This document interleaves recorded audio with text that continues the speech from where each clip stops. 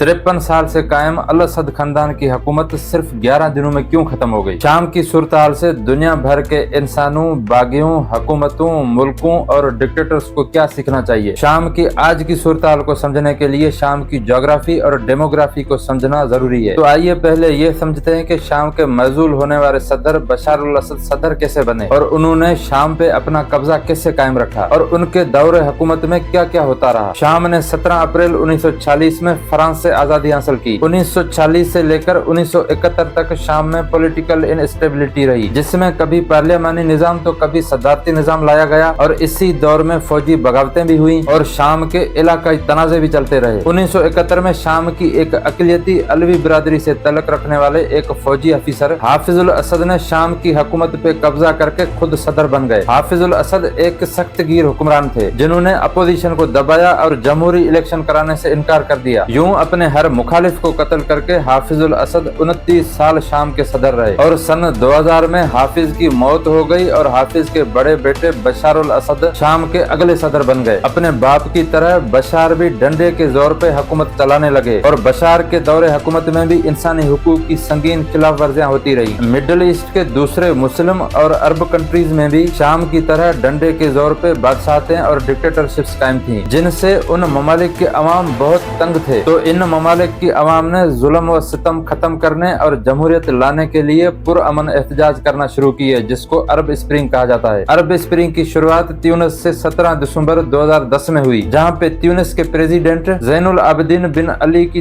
23 साल से जारी डिक्टेटरशिप्स का तख्ता उल्टा गया। इसके बाद अरब स्प्रिंग इजिप्ट, लीबिया, यमन और बहरीन से होती हुई शाम पहुंची। 15 मार्च 2011 को शाम में अवाम ने पुरअमन एहतजाज किए और सदर बशार अल असद को मुस्तफी होने के लिए कहा, लेकिन बशार अल असद ने इन पुरअमन एहतजाज करने वालों को मारा पीटा और बेजा टॉर्चर का निशाना बनाया। 2011 के आखिर तक इन पुरअमन एहतजाज करने वालों को मजबूर होके बशार के खिलाफ बंदूकें उठानी पड़ी और यूं देखते ही देखते 2012 तक शाम में सिविल वार यानी खाना जंगी होने लगी, जो आज तक जारी है। शाम में जारी इस खाना जंगी का फायदा उठाते हुए the Islamic state of Iraq and Syria यानी दाइश नमूदार हुई और देखते ही देखते 2014 तक दाइश ने शाम और इराक के बहुत सारे इलाके कैप्चर कर लिए। दाइश ने अपनी नाम नेहाद खिलाफत कायम की और रक्का को कैपिटल बनाया। दाइश को खत्म करने के लिए अमेरिका और उसके इत्तेहादियों ने Kurdish Nawaz Syrian democratic forces को सपोर्ट किया ताकि वो दाइश से लड़ सके और इन्होंने खुद भी दाइश के ऊपर एयर स्ट्राइक्स करना शुरू कर दिए। जैसा कि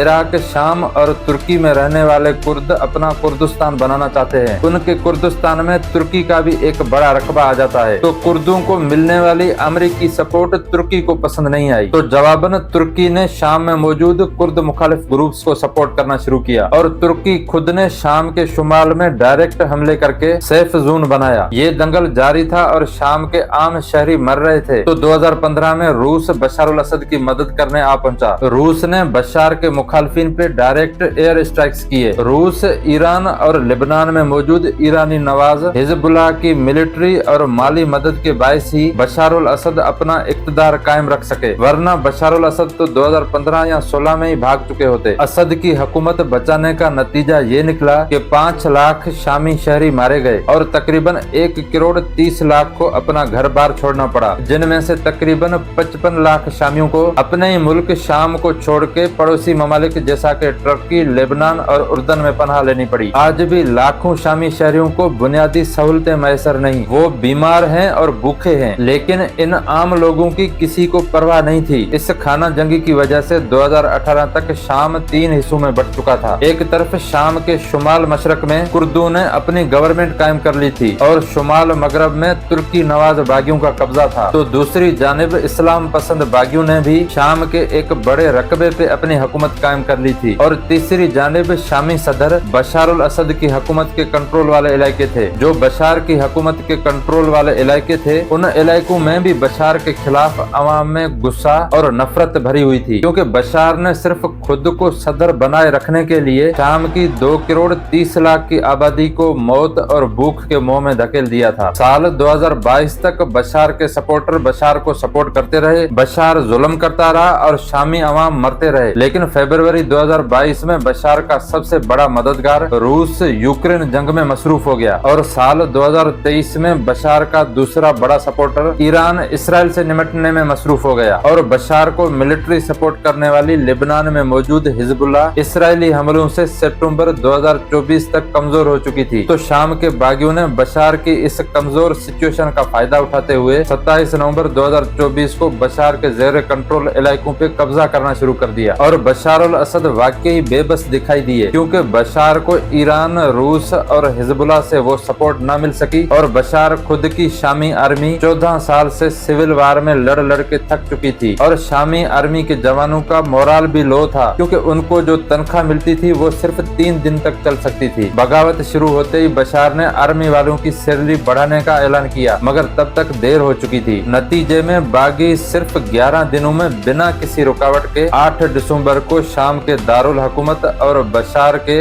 गढ़ दमशक में दाखिल हो गए। इस सारी कहानी को हम इस तरह समराइज कर सकते हैं कि बशार ने आमराना तर्ज हुकूमत अपनाई, जिससे इंसानी और मुआशी बहरान पैदा हुआ और शामी मुआशरा मुनकसम हुआ और इस टुकड़ों में बटे हुए मुआशरे को आलमी ताकतों ने अपने मफादात के लिए इस्तेमाल किया और बशार खुद भी आलमी ताकतों के मफाद के लिए इस्तेमाल होता रहा। इस सारे दंगल में शामी अवाम का बेइंतहा नुकसान हुआ। अब उम्मीद है कि शाम में डेमोक्रेसी आएगी और इंसानी हुकूक का एहतराम किया जाएगा।